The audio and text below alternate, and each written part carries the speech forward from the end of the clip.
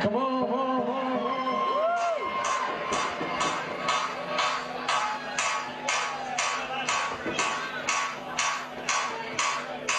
There's fireworks right now. Welcome to the Red Granite Party.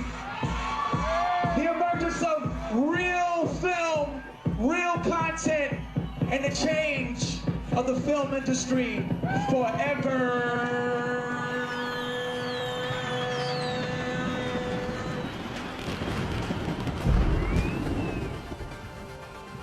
It was a very strange experience because it was the sort of equivalent of a big studio party. It was just this heaving mass of people and then stars everywhere.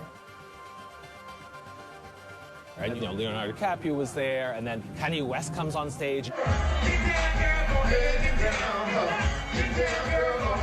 And Jamie Foxx joins him, and they do Gold Digger.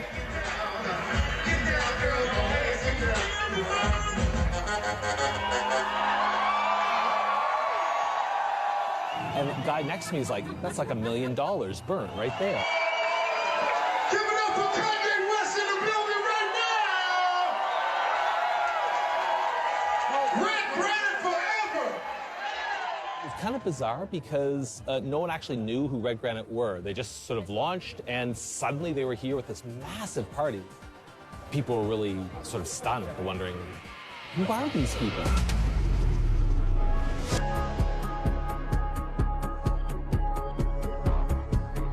These officials and their associates conspired to misappropriate and launder billions of dollars. Complex money laundering schemes and a web of opaque transactions, Including high-end real estate in New York and Los Angeles. they used the money to pay gambling debts at Las Vegas casinos. The motion picture company used more than $100 million of that. They rented luxury yachts. They parked Laurel condo in New York City and a townhouse. Assets that Klaptokrats and other corrupt officials steal. Wire transfers totaling approximately $64 million. The funds were used to acquire nearly $100 million. People were defrauded on an enormous scale. Schemes whose tentacles reached around the world.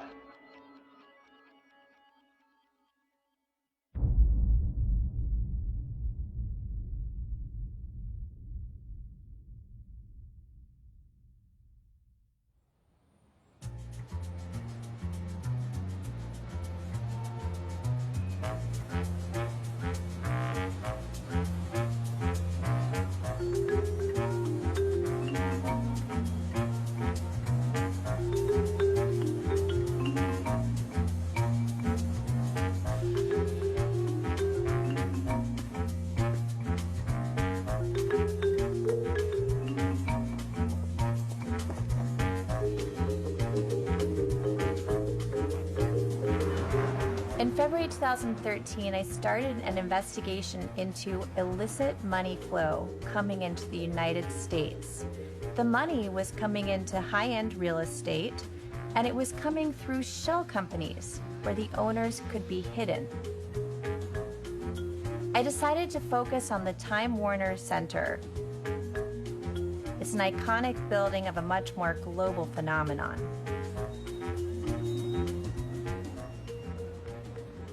A lot of the money the very rich have is invisible. You don't see people's bank accounts. But real estate is very visual. This is really the starting point for the story. This deed for 80 Columbus Circle, Time Warner Center, penthouse 76B. The owner, 80 Columbus Circle, parentheses, NYC, LLC. No name of a human being. Sale price, $30.55 million. After Time Warner Center, I looked for shell company names in this same format. Address, parentheses, city, LLC. And I found some.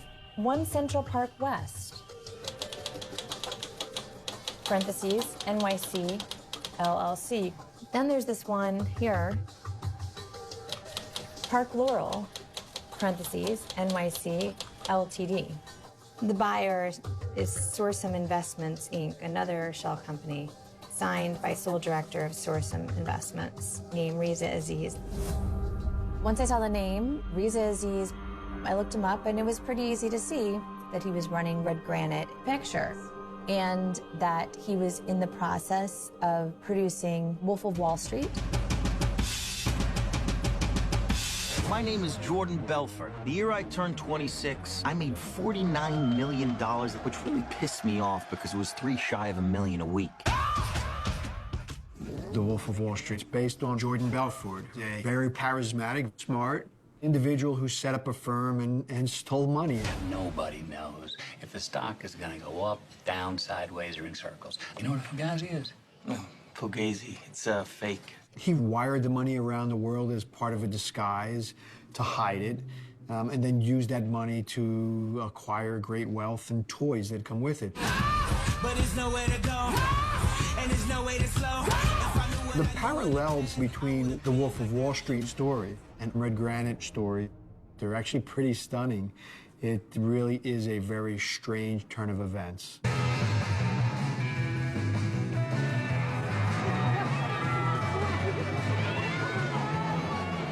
This was an incredibly hard film to get financed from the onset. You know, not many studios are chomping at the bit to do an American epic with Wall Street in the title, let alone that's this sort of focus on hedonism and debauchery and excess.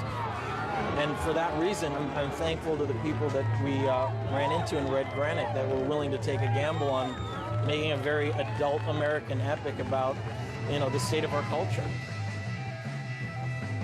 We're very excited, very, very excited.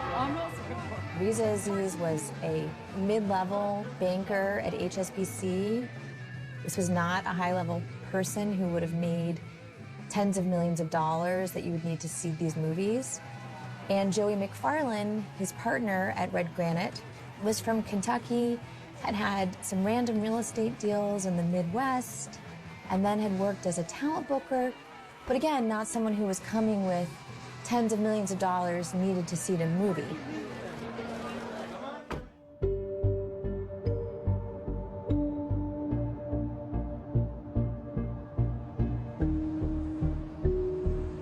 I started talking to a number of different sources in Hollywood about Red Granite.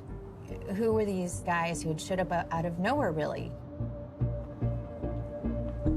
A Hollywood source played for me a secret recording of Joey back from 2011 talking about Red Granite.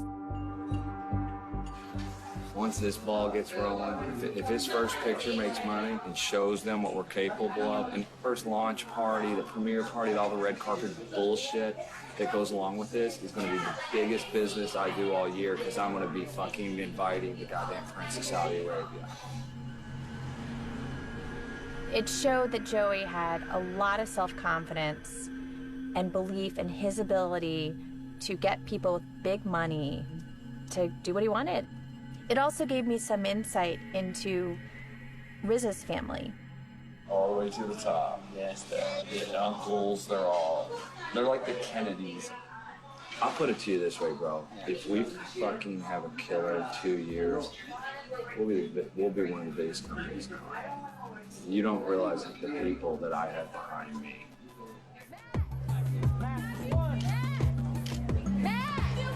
Matthew, please, Congratulations, Margot. Congratulations. I was there at the Wolf of Wall Street premiere after party. Riza was just out with the rest of the guests, sitting on a banquette. He had a tall, beautiful blonde woman accompanying him, not acting like he was the center of the action. Leonardo DiCaprio was in the VIP area. And there was a man there with Leonardo DiCaprio. I said, "Who's that fellow?" Pointing. And they said, "Oh, he's a really rich man. He's Joe Low." he's provided the money for the movies. And I said, oh, well, how did he make his money? And they said, we're not sure, but he's the man behind all the money.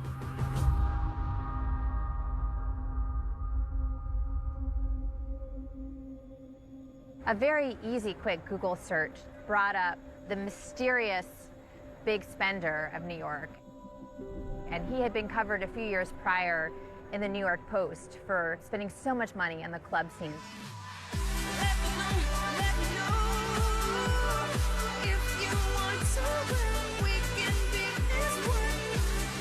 He was very sought after by every club owner. He was there.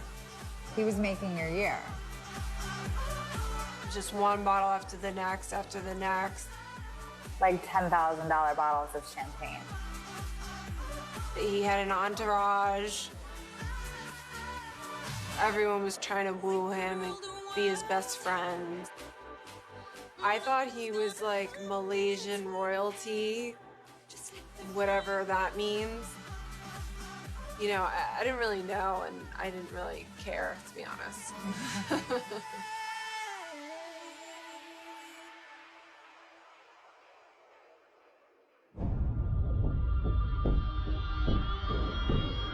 So 76B is one of the Time Warner penthouses that was purchased in 2011 for $30.5 million. Right up there, it's on the tower on the right, and it's on the left side of the tower.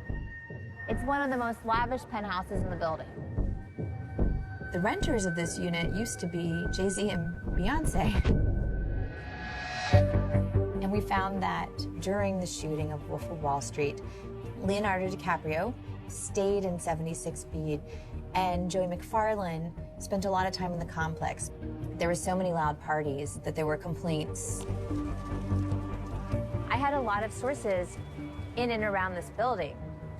And I was told there was a young Malaysian man who came to the showing of this unit, and he told people he was buying it for a group of investors, including the Prime Minister of Malaysia. That young man was Joe Low. Because of that connection, I knew that this was a two-headed investigation. It was an investigation of Joe Low, and it was an investigation of the Prime Minister of Malaysia.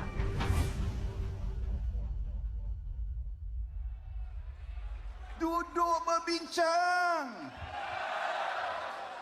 Kita boleh selesaikan melalui saluran yang betul. Najib became Prime Minister in 2009. Obviously, he's my brother. We were extremely proud of his achievement.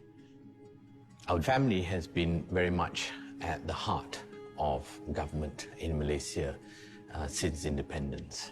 Our late father became the second Prime Minister of Malaysia. We were extremely proud of what my father achieved, and we wanted his legacy to always be remembered correctly. Najib took on that mantle, and it was exciting in the early days. Tetapi bagi saya, I am a gentleman. Najib is a very interesting character. He had very modern ideas for Malaysia when he took power. He promoted himself as a moderate Muslim leader in the world, as a friend to America. So on that level, very modern. But having started out as a supposedly reformist figure, he ends up becoming a more and more authoritarian leader.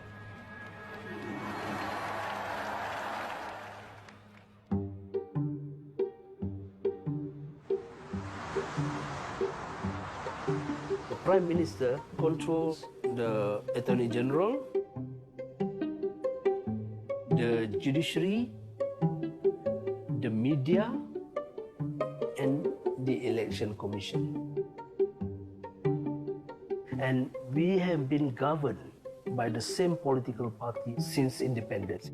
One party for more than 60 years. It this is a very undemocratic system of process. The Prime Minister and the wife of the Prime Minister, they are very, very funny characters. They give me an idea every day. But in Malaysia, there are two individuals who cannot be drawn into cartoon. One is the wife of the Prime Minister, and the second one is the Prophet Muhammad. That means she is now on the same level with Prophet Muhammad.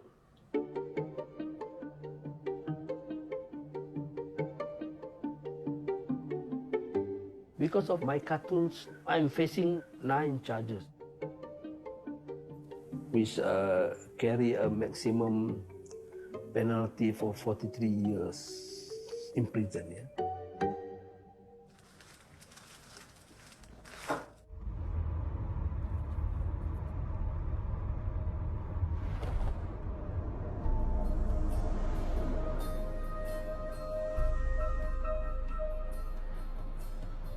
When I arrived in Malaysia, my luggage was lost. And when my luggage showed up, it was all ruffled through. I was sensitive not to contact a lot of people before I went because, you don't know whose communications are tapped and so on. And I went to Georgetown in Penang. And I met with Malaysians who knew Jolo and his family when he was growing up.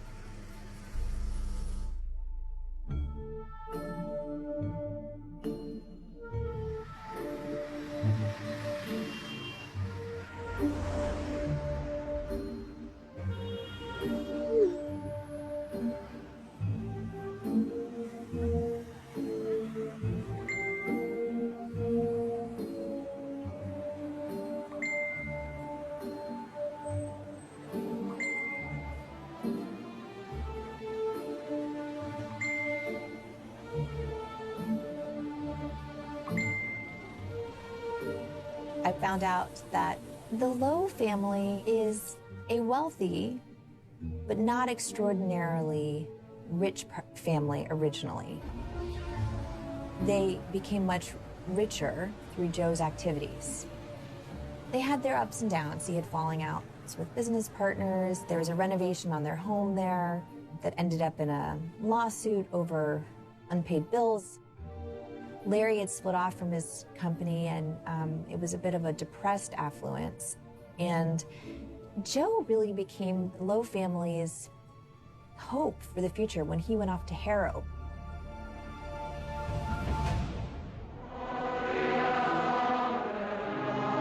The old schools change little through the years. Old customs die hard within their walls. There are still straws in the wind on Harrow Hill. I think the big sort of transformative moment for Jolo was when his parents decided to send him to Harrow boarding school in the UK in the late 90s, because he suddenly went from this, pretty backwater Malaysian island to the school where Winston Churchill and others had studied. Since the granting of the school's charter, 7 of Britain's prime ministers have been educated here. Sir Winston Churchill frequently revisited Harrow as one of its most distinguished old boys.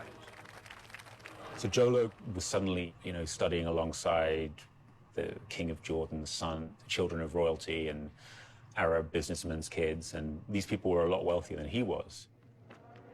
And I think that really gave him an eye onto a different world of wealth. And it's probably pretty crucial in his sort of psychological development. In fact, Joe became really good friends with Riza in London. And he also got to know Riza's mother, Rosma. And Rosma was the wife of Najib. Riza Aziz was the stepson of the Prime Minister of Malaysia. And friends with them all was Jolo.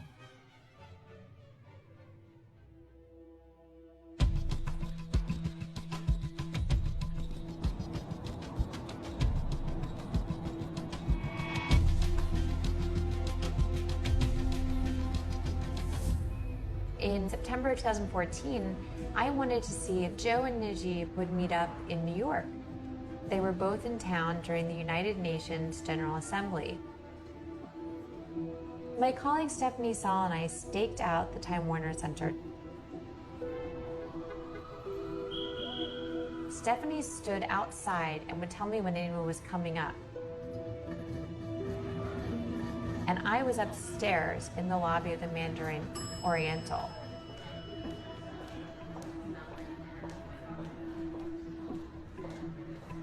First, she texted me. I stood at the ready of the elevator. Out he came.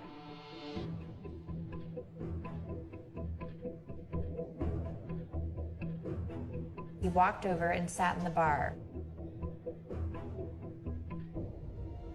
A little while later, she texted. Again, I was at the ready of the elevator.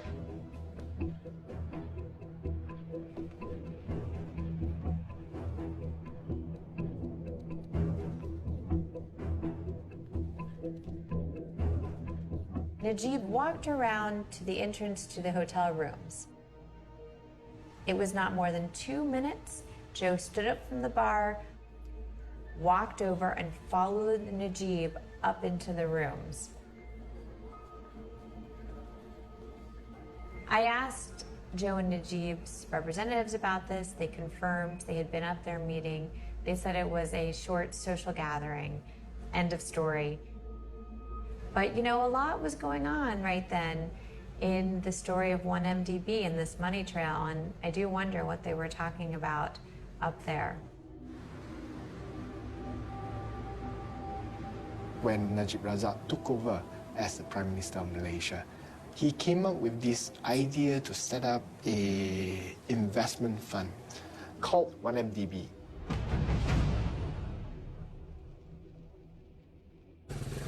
The trust fund that brings returns for the future of the people. And every cent of that came from Malaysian taxpayers. When I found out that 1MDB invested $1 billion in a company called PetroSaudi, the first thing you do is you check who PetroSaudi is. It is a fantastic name. Petroleum, at that point in time, $110 per barrel. Saudi Arabia, the king of petroleum. This has to be a jackpot company. Then when you do a search on PetroSaudi, you realize that the founder, Tariq Ubaid, there was no reference of him in Google any time before 2009. And I discovered that he was only 32 years old. It was then that we found out that when 1MDB actually invested the $1 billion in PetroSaudi was barely a year old. So all those little facts put together rang huge alarm bells that there's something fishy with this investment. And that's when I raised my first question in March 2010 in Parliament. Who guarantees this loan? They said PetroSaudi guarantees the loan. On a corporate guarantee, what is their paid-up capital? How much money do they have? What is their financial reserve? Can you show us the statement such that they can actually guarantee a $1 billion loan? Confidential.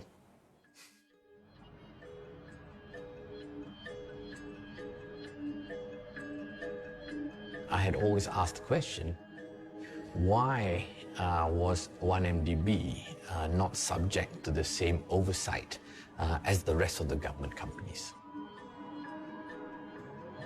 So I then got hold of my other brothers and we met Najib and told him that, look, you know, we are very concerned about this and how that's somewhat conflicted with the kind of values that our father had. Public service, integrity, frugality. Najib said he would look into the matter and that he would fix any shortcomings at 1MDB.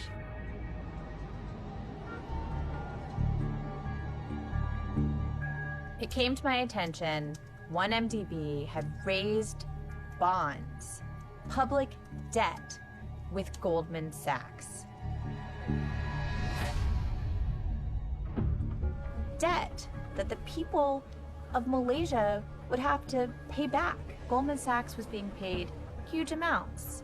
And anyone who's making atypically huge fees, you have to ask why.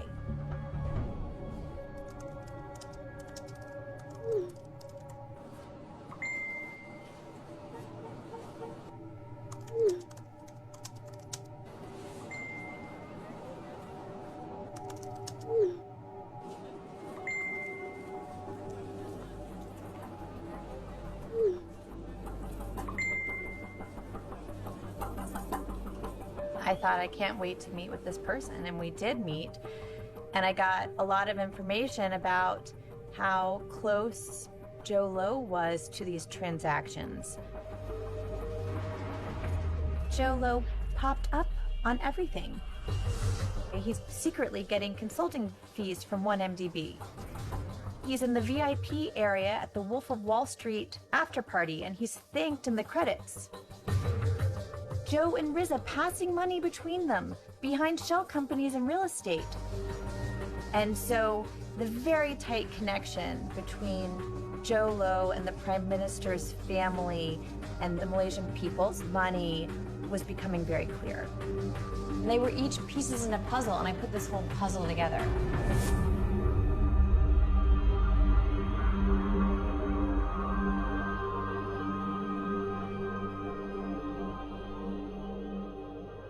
I read the New York Times article. I was shocked, but also extremely embarrassed. I didn't know Joe Low. I think I shook his hand a couple of times, but I didn't know him. But the idea that he was in some way linked to my brother and potentially spending Malaysian taxpayers' money really disgusted me.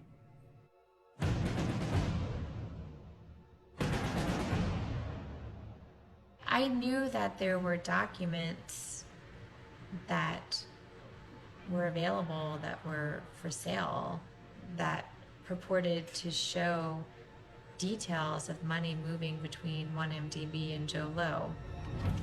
Leaked documents. Those were the smoking gun.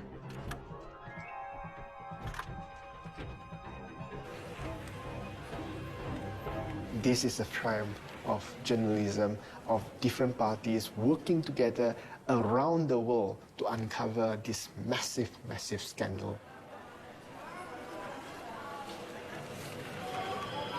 The work done by the New York Times, online whistleblower, Sarat Report, and of course in Malaysia you have the Age publications who got into trouble with the authorities.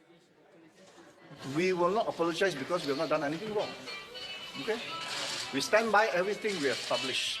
And I would like to add one thing. None of the article we have published has been challenged. The Sarawak report came out with this bombshell in February of 2015. $700 million had been taken from the fund under the guise of being sent to a joint venture with a Saudi Arabian oil company. When Sarat Report first published the joint venture agreement between 1MDB and PetroSaudi, it was explosive. That was the first time we get a peek into the hidden operations within 1MDB on how they were scamming the money from the Malaysian people. It was depressing. People were angry. The documents showed that $700 million had ended up in an offshore company allegedly controlled by Joe Low. For the record, do you have any involvement or have you had any involvement with One Malaysia Development Berhad? I believe that this is a politically sort of charged effort to try and put the blame on me when truly I have no decision-making authority. Why would you be a political target in this unfolding scandal? I think it's because it may have stemmed from my 16-year friendship with Reza Aziz, who is, of course, the stepson of the Malaysian Prime Minister. And I feel like I'm just an easy target and a victim because of my age and, unfortunately, some of the things that I've done in my early years of partying that, I had a bit too much fun then.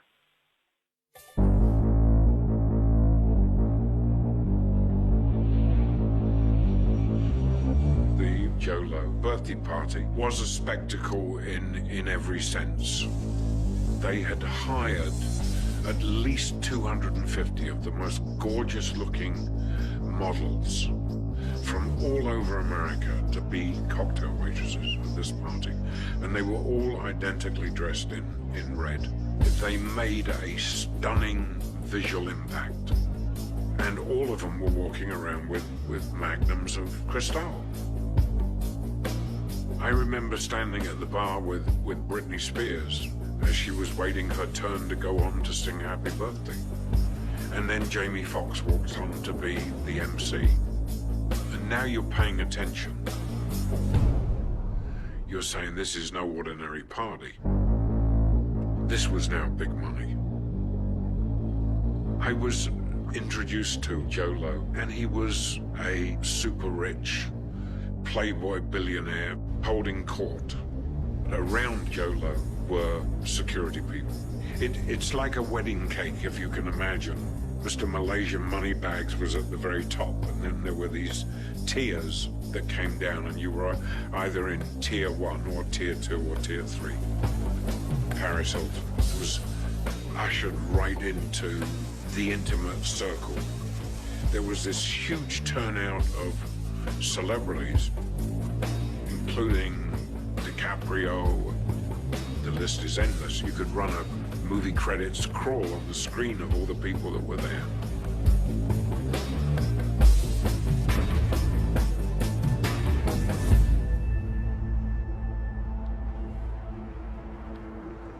This was the entrance to the party. I went back to look at it the next day, and it was like it never ever happened. It had gone. It didn't exist 3 days beforehand. It didn't exist 24 hours afterwards. I mean, it was a proper circus tent with a giant Ferris wheel inside. I don't think I would be wrong if I described it as the best and the most expensive party that Las Vegas has ever seen.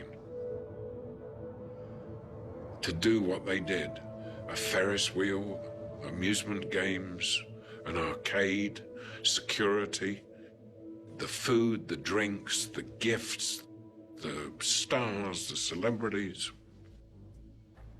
That must have cost $100 million.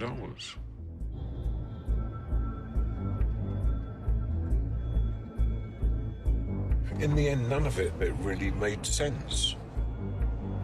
If somebody is spending that kind of money, that freely, it cannot have come from legitimate sources.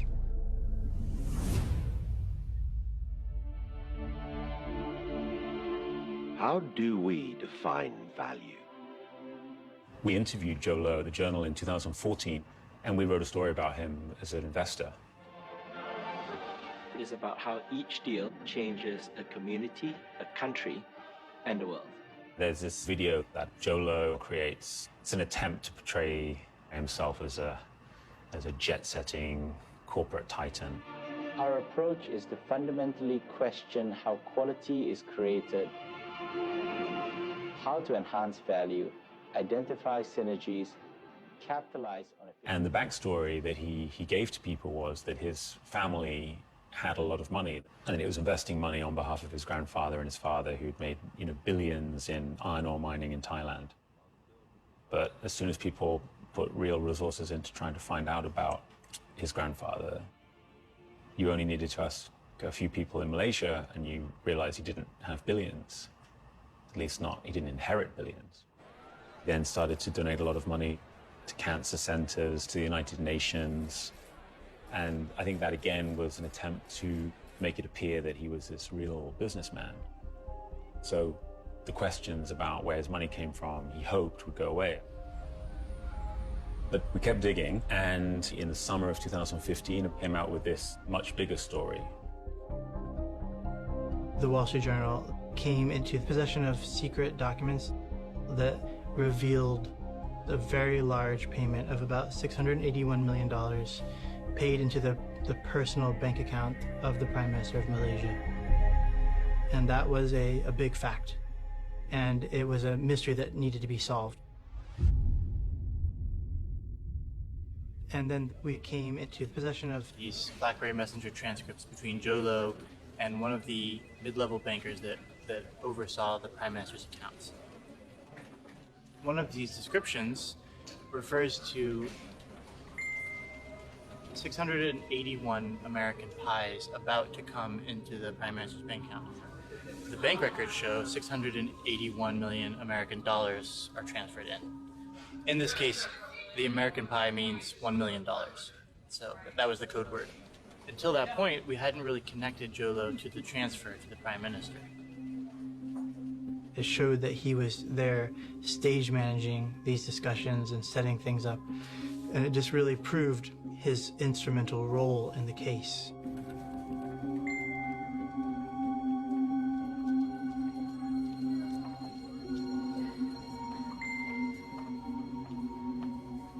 He's asking bankers at Ambank, a bank that he used and the Prime Minister used, to do things so compliance cannot see. And he's asking, you know, please move this money here, that money there. Please just tell them Najib wants this. And he's very impatient, he's very distracted.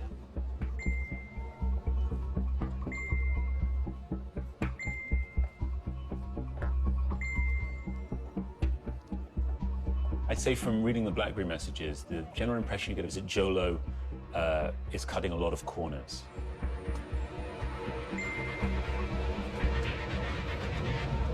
I was very excited because, you know, you've been a journalist for 20 years. It's not every day that you get a story about a sitting Prime Minister receiving stolen funds.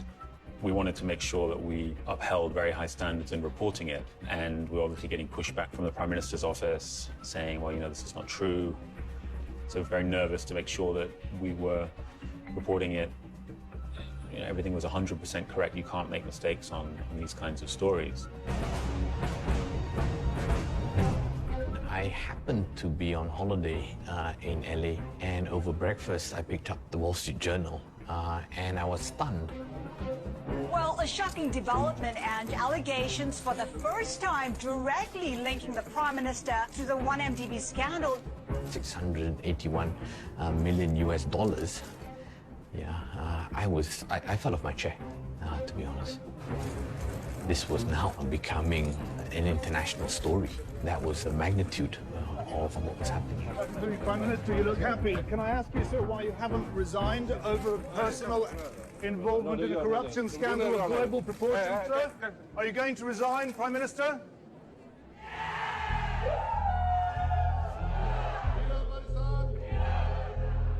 The $681 million that Najib allegedly received into his accounts came 2 months before a really important general election in 2013. It certainly looked like 1MDB had been a political slush fund, a way that he could spend money and get re-elected. I remember what happened during the 13th general elections, and we were wondering where all this money was coming from that was being poured into various constituencies. There was money being given away. There's vote buying in many respects. 1MDB is people's money, which is why it's very irksome that they would use the people's money to ensure their own victory.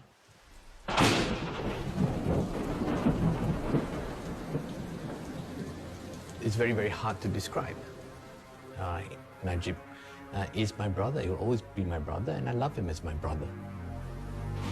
We are a close-knit family, but it seemed to me that his promise that he would look into it and make sure there was no impropriety at 1MDB was not happening.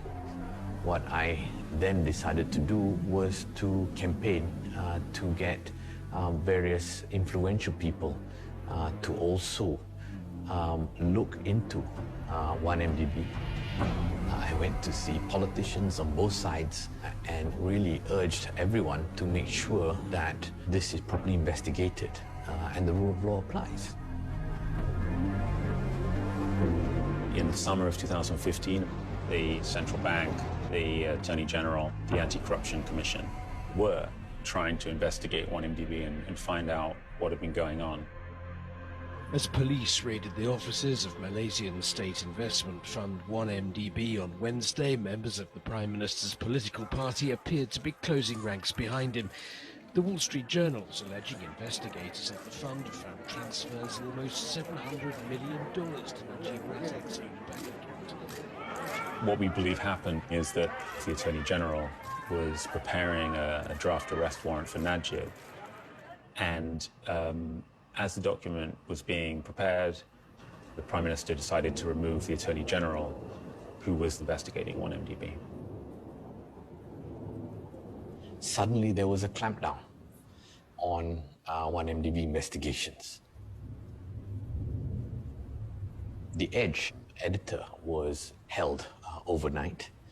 The Edge was suspended for, I think, a few weeks. And at that time, I began to also fear for my safety.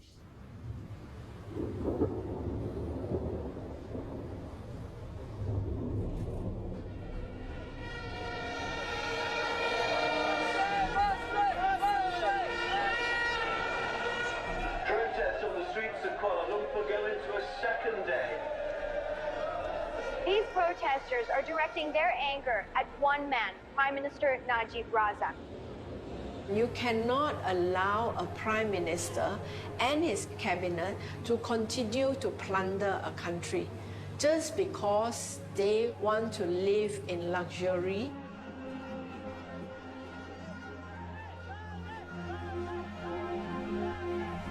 This scandal will affect our basic services. Cutbacks in the health services, cutbacks in education, cutback in terms of the quality of our transport. The cutback is a result of the corruption. You know, these people who are supposed to be our leaders just do not care. Whereas the rest of the population are more concerned with whether they can actually put food on the table. We urge all Malaysians to demand for Najib to step down and the institutional reforms to be implemented to end all the corruption that's happening in this country. The Prime Minister must tender his resignation.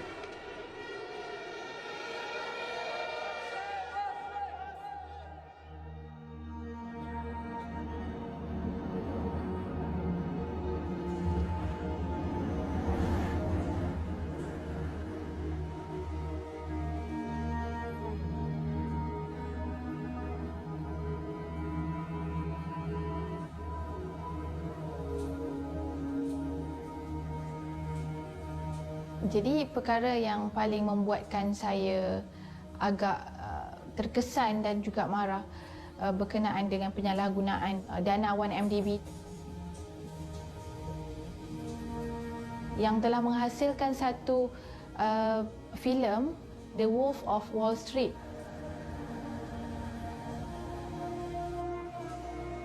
Malaysia, dan dari mana datangnya duit tersebut? Dan ini melibatkan kroni-kroni yang related to Najib Razak, Perdana Menteri Malaysia.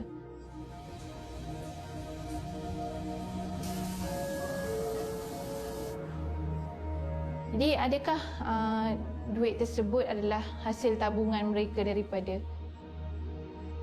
kecil ataupun sememangnya sudah tentu 1MDB punya duit daripada rakyat Malaysia?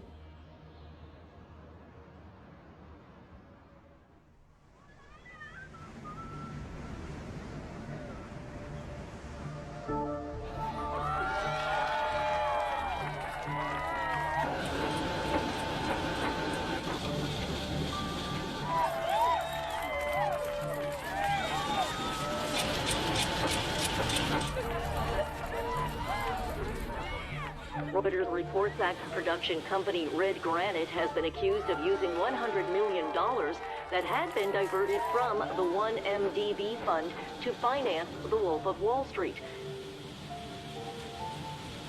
I think even before anyone knew anything about the connections to Malaysia, before any of the dots really had been joined between 1MDB, people were wondering where the hell they'd got their money.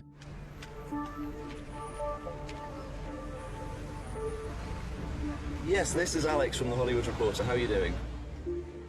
So, yes, well, I wanted to speak to you about the company Red Granite. I've been trying to speak to anyone involved in Red Granite. We wrote a story about Red Granite that was published yesterday. Obviously, there's a growing investigation into the company. Former employees, anyone that's dealt with them from other films, and they all have a lot of things to say, and they're all absolutely fascinating, but I can't say any of them because no one will go on record. The amounts of money that are being talked about are vast. 230, 240 million ended up with Red Granite. Hollywood is actually quite a small place, really, and everyone knows everyone. You know, you don't want to really be the whistleblower, you don't want your name out there as the person that talks about stuff. DiCaprio, from what we understand, hasn't said anything. Obviously, he earned potentially upwards of 25 million from The Wolf of Wall Street. You know, if you want to continue to function in the industry, probably best to keep your mouth shut. I mean, did you have any direct dealings with Rizza and Joey? Can we go on the record with that?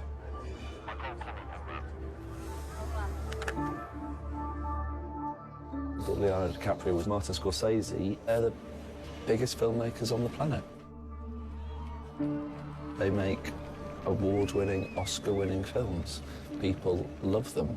How long before they say, we didn't know, or, oh God, this is terrible, we should never have done this? They're going to have to say something at some point. They're public figures.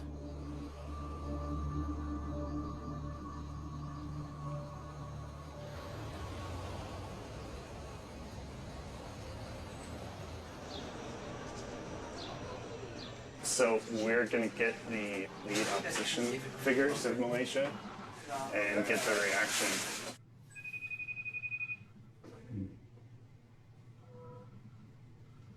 Thank you so much for talking to us. This is Patrick from The Hollywood Reporter.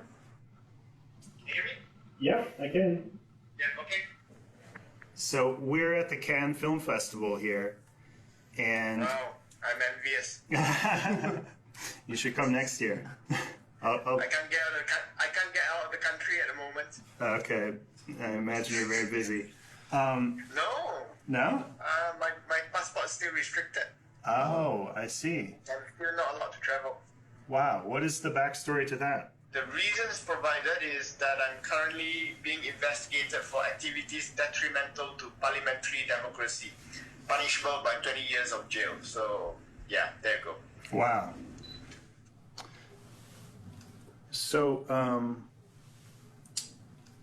Wolf of Wall Street, for the people in Malaysia who have seen the film, do you think they have a bitter feeling about it? The feeling is that the entire film is a parody of exactly what's happening with NMDB. Big financial crime, using complicated instruments, global financial institutions, international money laundering are all present in 1MDB itself. And with Jolo and Liga Adi's name prominently displayed in the Wolves of Wall Street, it appears as if they are laughing at Malaysians.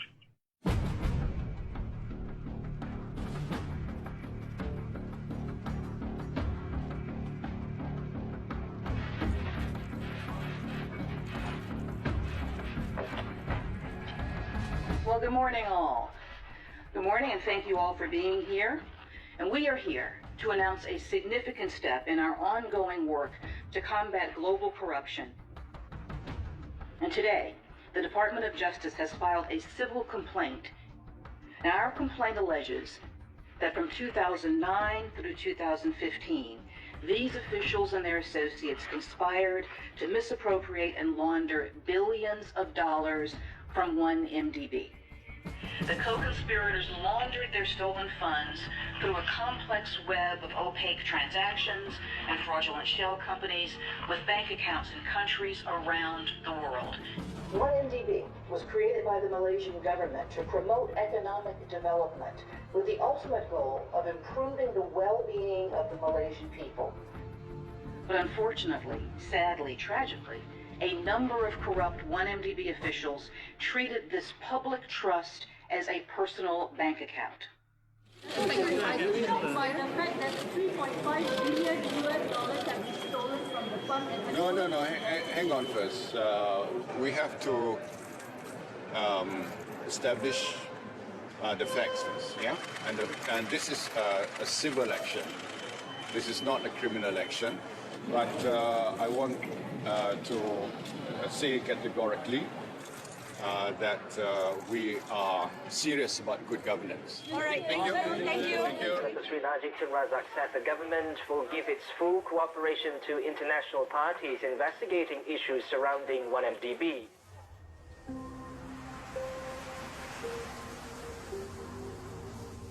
The Wolf of Wall Street earned just shy of $400 million internationally.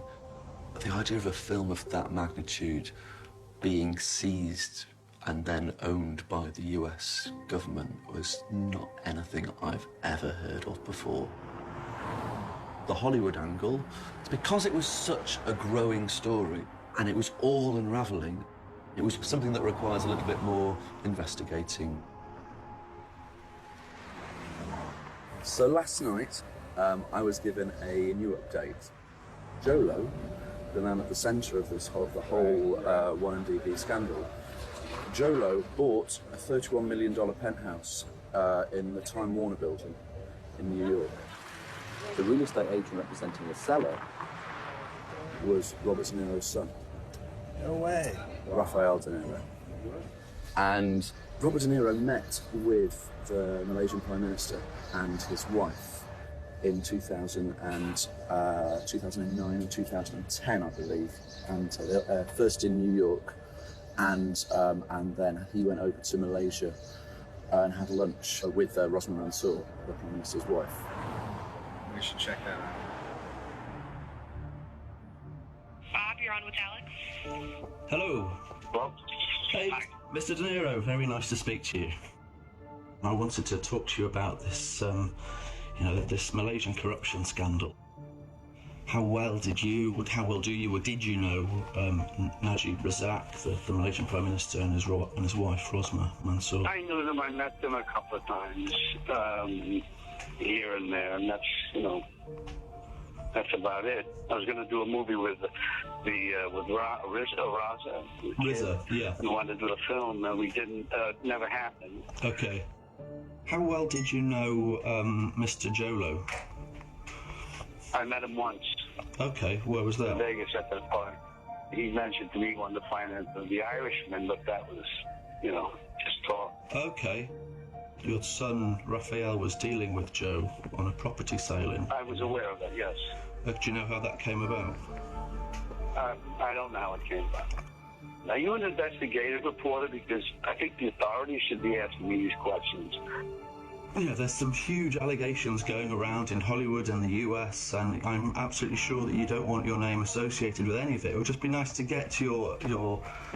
I don't care whether my name is associated, because I didn't do anything, and I don't know what it is. And I know, and I'm aware of it, but, I don't give a shit. So when you say this stuff, I'm annoyed. I'm annoyed at your attitude, and I'm really sorry. I'm not trying to annoy you. Yeah, well, I don't fucking appreciate it. Excuse me. Get the fuck out of here. Goodbye.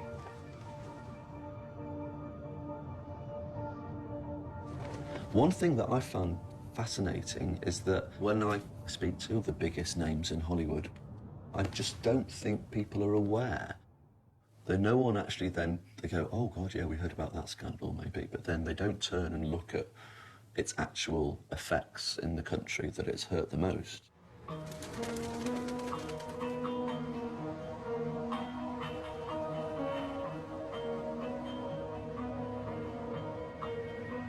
This story, it opened my eyes as it goes international and so embarrassing.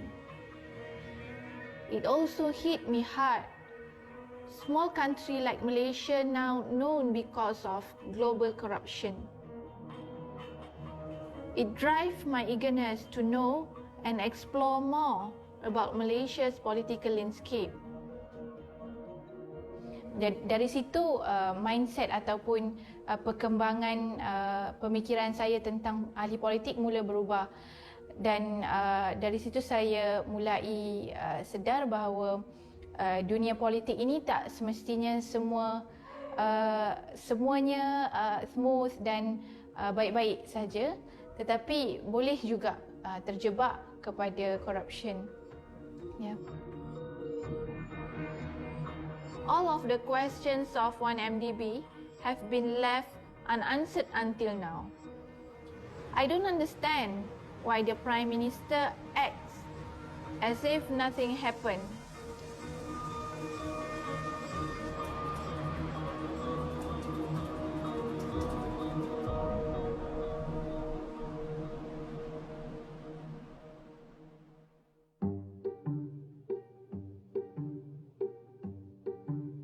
I started a magazine called Gedung Cartoon. This is 100% political cartoon where we talk about issues like corruption. But the government banned the magazine immediately. Then the 8 officers came to my office, confiscated that more than 500 copies of the magazine and banned the magazine. During the interrogation, I told them, look, you can ban my books, you can ban my cartoon, but you cannot ban my mind. I will keep drawing until the last drop of my ink.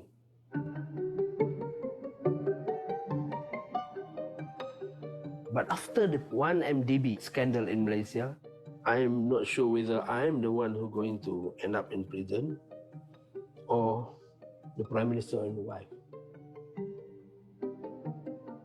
I'm lucky to have her actually. She's very cartoonable. She carry a lot of handbags and also ring and shoes. People call her Imelda Marcos of Malaysia or Imelda Rosma. She like to shop.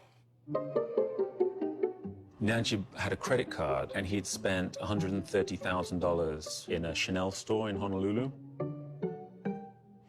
And we knew from the documents we had that this credit card was being funded by 1MDB money when they were in the Chanel and trying to make a purchase.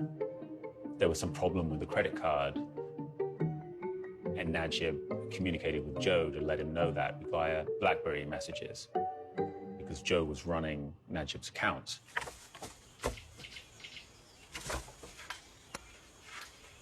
What has triggered this new wave of interest for the ordinary Malaysians, especially in the villages, is the fact that the money from 1MDB, $27 million of it was actually used to buy a diamond necklace for the Prime Minister's wife.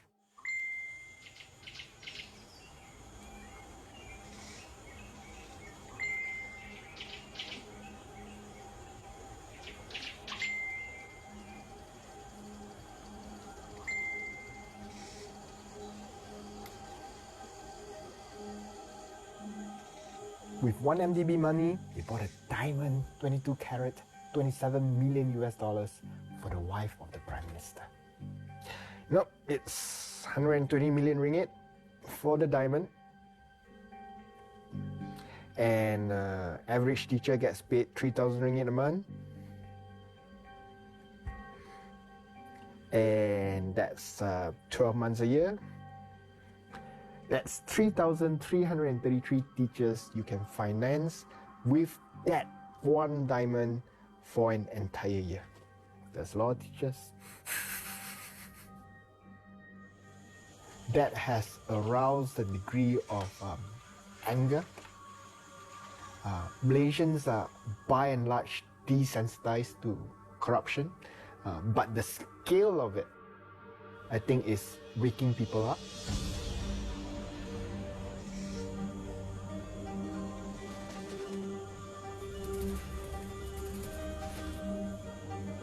Mestilah kita rasa malu kan. Kau bayangkan kalau rumah kau masuk, lepas tu tiba-tiba pertama kali saya berbincang rakan-rakan mahasiswa dan juga anak muda. Orang kata tak boleh demo-demo ni kan, macam ganas sangat. Itulah kita tapi sampai mana mesej tu boleh sampai kan? Dan seterusnya kami bersepakat untuk adakan satu aksi untuk menyampaikan mesej ini kepada lebih ramai rakyat Malaysia, menjalankan satu demonstrasi. The Malaysian people were defrauded on an enormous scale.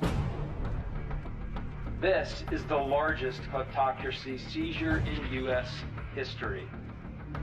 As alleged in the complaint, funds were stolen under the pretense of having 1MDB invest in an oil exploration joint venture with a foreign partner.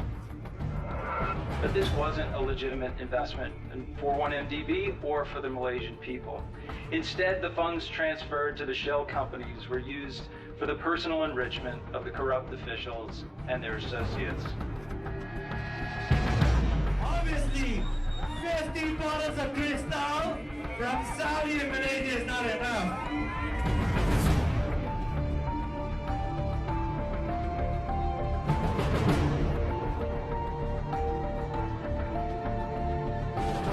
Guess what? We got a lot of shit coming from Saudi and Malaysia. Bring on 100 bottles of Cristal for everyone. Jolo, I see you, Jolo. Got Leo at my party, taking shots, never solo. Grade A chorizo, followed by Steve Ass miso, miso, miso loco, so loco, so loco, so loco, so mastizo. They used the money to pay gambling debts at Las Vegas casinos. They rented luxury yachts. Among the purchases was a Bombardier jet with a purchase price of about $35 million.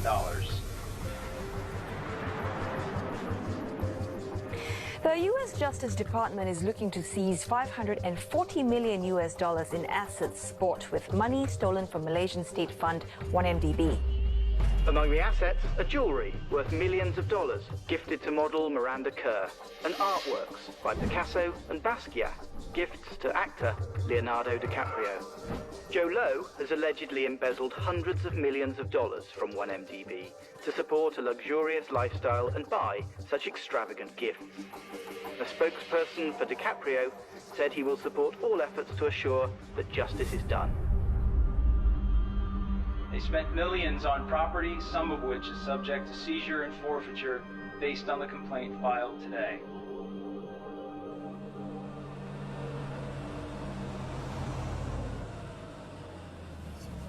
Arriving at 1432 Oriole Drive on the left. There you go. This is the mansion that Jolo bought for himself as a little treat in 2012 for about $39 million. It's mentioned in the Justice Department rulings as one of the mansions that he bought with allegedly stolen Malaysian money. And it's quite a vast palace of a house, just around the corner from his good friend Leonardo DiCaprio. Did he ever actually live in it? I mean, was he moved furniture into it. There's furniture in there now. Really? But no, he had a big Oscar party when he first bought it because some of the neighbors went. Oh, okay. Told me they were up there. Right. looked around, thought it was great. Yeah? Yeah, they got to rub elbows with Leo and his other neighbors. And You haven't ever seen him, have you? no, nobody's seen him in 2 years, apparently. Yeah. Why, are you looking for him? Yeah, well... Go ask Leo, I'm sure he knows. He's probably hiding in Leo's basement.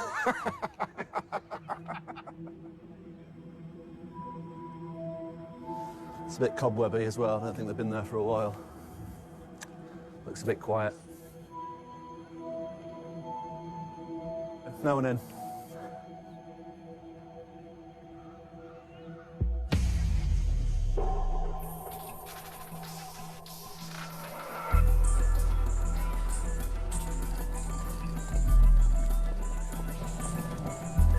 Well, we don't have full visibility on what Jolo's doing right now.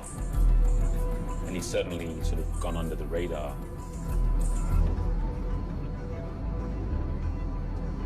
Got the number of this guy, right, who probably was there.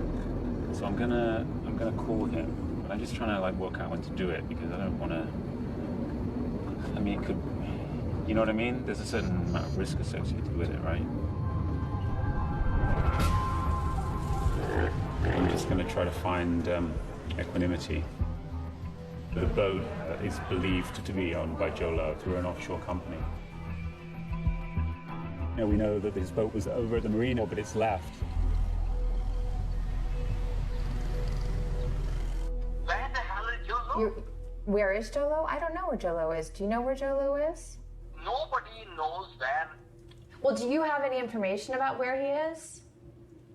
Well, to me, the safest place for him is Malaysia itself. Uh-huh. Why is that?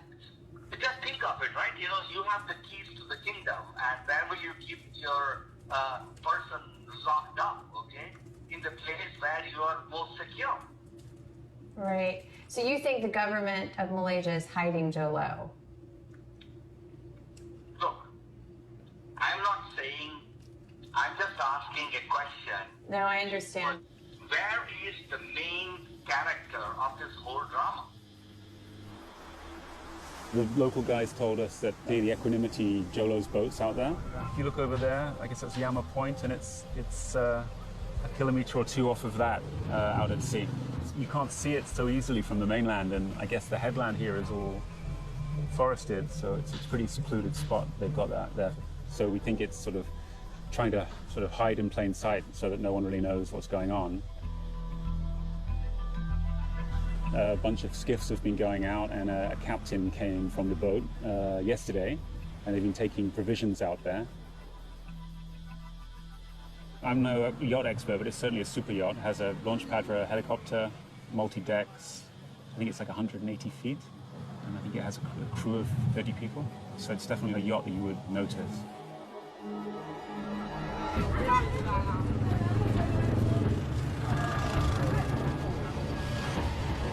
So yeah, we saw the boat off the pier in east of Phuket. It was anchored offshore, and then all of a sudden, around 10 p.m. in the evening, starts setting off to the south at a rate of knots and takes off into the open sea.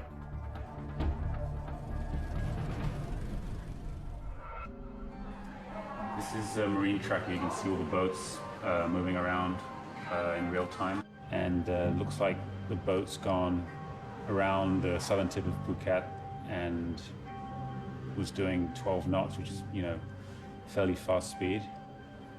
And then here it's stopped, and that's 21 hours ago. So, but I imagine they've turned off their identification. It's gone.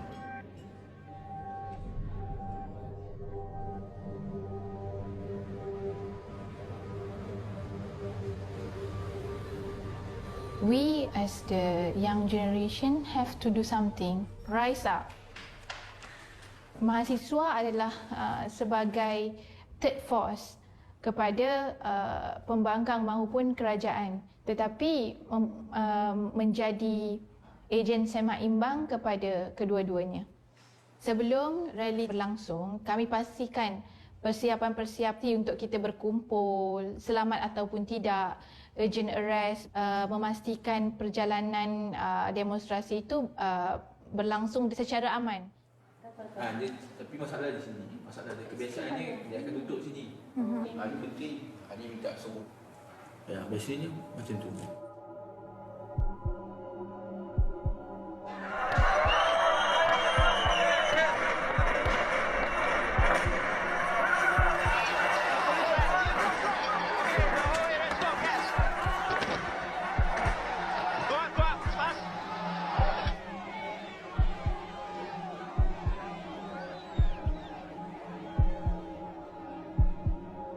I saw the violence with my own eyes. So I know the risk.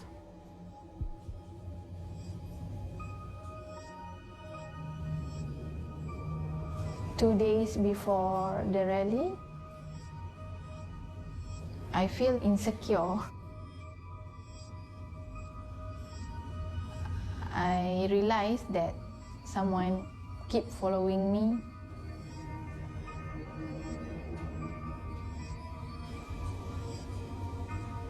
When I organizing student meeting, they keep a company at the back. I hope that I will be safe until the rally.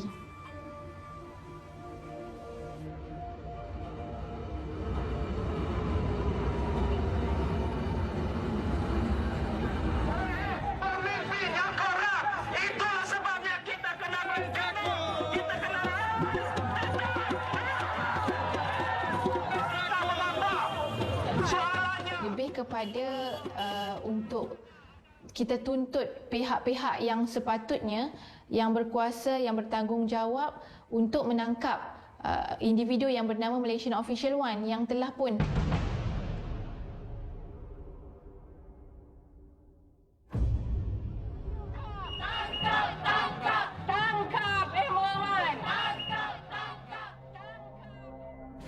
Thank you. Prime Minister Najib helped set up one IMDb in 2009, and he does not seem to be named in any of the court documents that you filed today.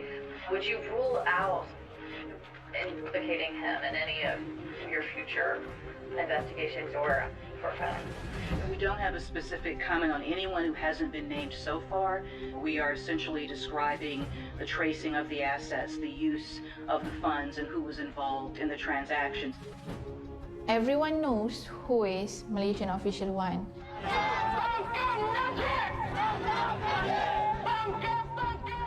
kind of agreement, though, between U.S. prosecutors and the Malaysian government not to name the Prime Minister. Our agreement is only to draft a complaint, as we always do in civil forfeiture matters.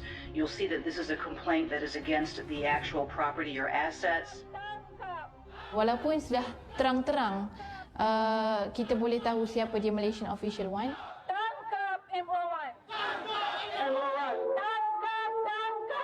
Memang sengaja tidak menyebut siapa dia individu Malaysian Official One itu. Bebas, bebas.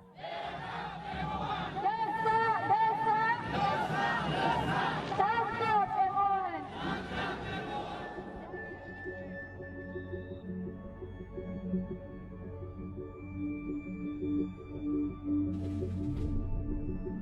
In October of 2015, my LA field office joined the investigation, specifically focusing on Riza Aziz and Red Granite Pictures. The real question is this: was all this legal? Absolutely fucking not. Approximately $238 million was wired to Red Granite Capital in Singapore, an entity controlled by Aziz. This money was then used to fund Red Granite Pictures operations, including the production of the film The Wolf of Wall Street.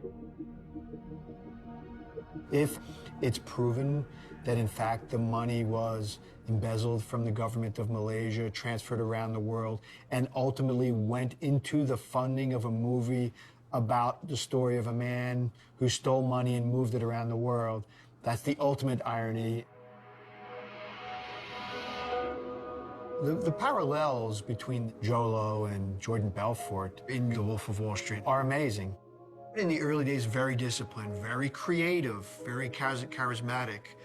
But unfortunately, I think the intoxication of power and wealth, it led him on a very deadly path.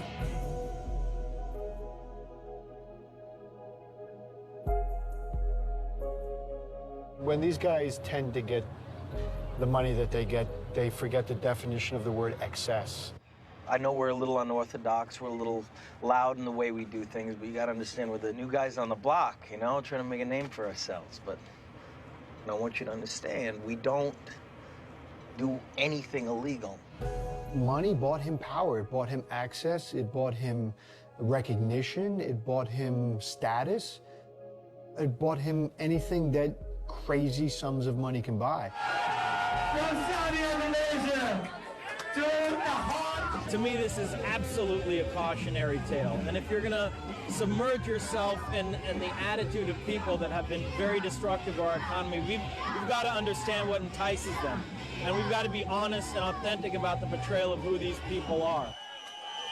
I think whenever you're dealing with a young person who's put in a position to make an enormous amount of money and doesn't have the discipline to control it, there's a little bit, you know, of empathy that you feel with them. But at the end of the day, you know, we all have to pay for the actions we do, and that's kind of how our story ends. You know what I was just thinking too? The fucking hero that I'm going to be back at the office when the Bureau seizes this fucking boat. Because, I mean, fuckity fuck, Jordan, look at this thing.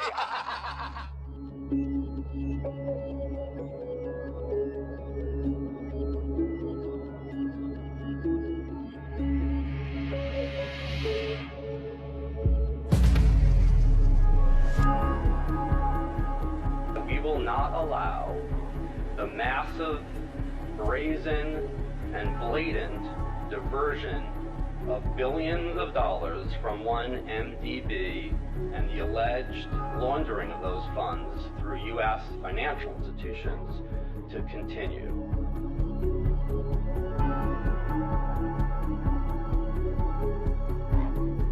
Indonesian police and the U.S. Federal Bureau of Investigation, or FBI, inspected a luxury yacht on Thursday on the island of Bali.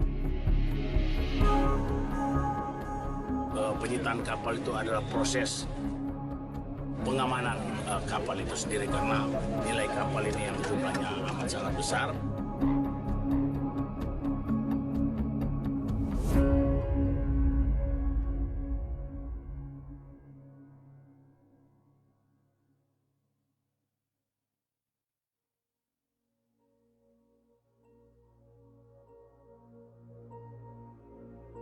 There categorically would not have been a one MDB scandal without Jolo. He is behind the scenes running the fund. But what exactly did Najib know about it? It's unclear, and more reporting needs to be done about exactly what did he know about billions that investigators are looking into.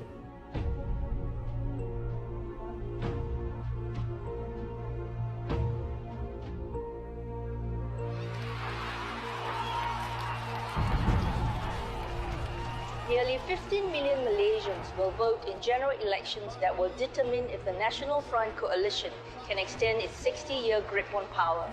They will choose between Prime Minister Najib Razak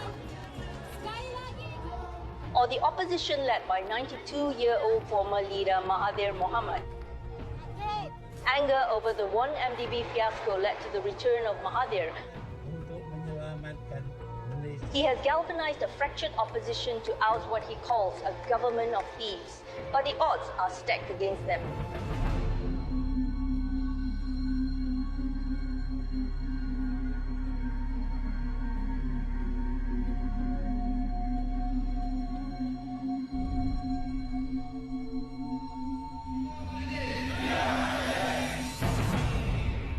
Well, against the odds, Malaysia's former ruler Mahathir Mohamad is once again set to take control. He's led an opposition coalition to a shock victory. Disbelief and euphoria as long-suffering supporters of Malaysia's opposition finally realise what seemed a near impossible dream.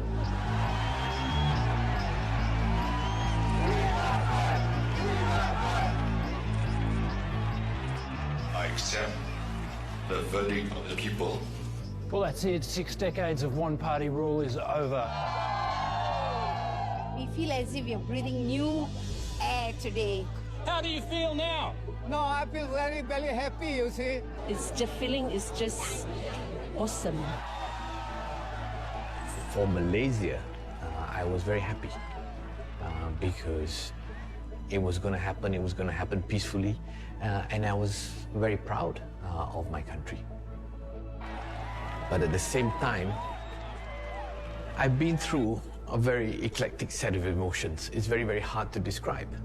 The Malaysian government has slapped a travel ban on ousted Prime Minister Najib Razak, just as he was about to leave the country on a private jet.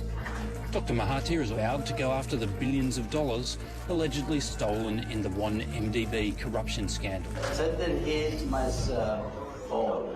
I'm not sure whether I'm the one who's going to end up in prison or the Prime Minister and wife.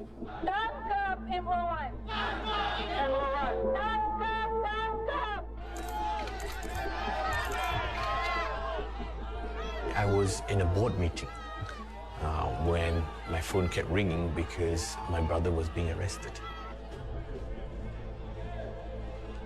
You can never prepare for the scenes of your brother being charged.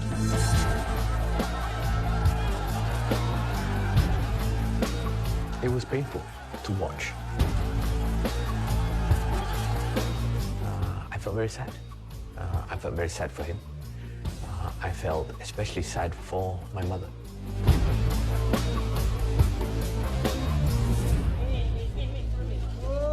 Police officers conducted a 3-hour raid on former Premier Najib Tun Razak's safe house in Precinct 10. The boxes filled with handbags, jewelry, and cash kept on coming. $17 million worth of designer handbags and so much cash it took 22 officials with 6 counting machines 3 days to get through it. There were 284 boxes containing handbags, and there were 72 bags containing cash, jewelry, and watches. From the 72 bags, 35 contained cash, and we have counted the cash, and the cash is amounting to 114 million.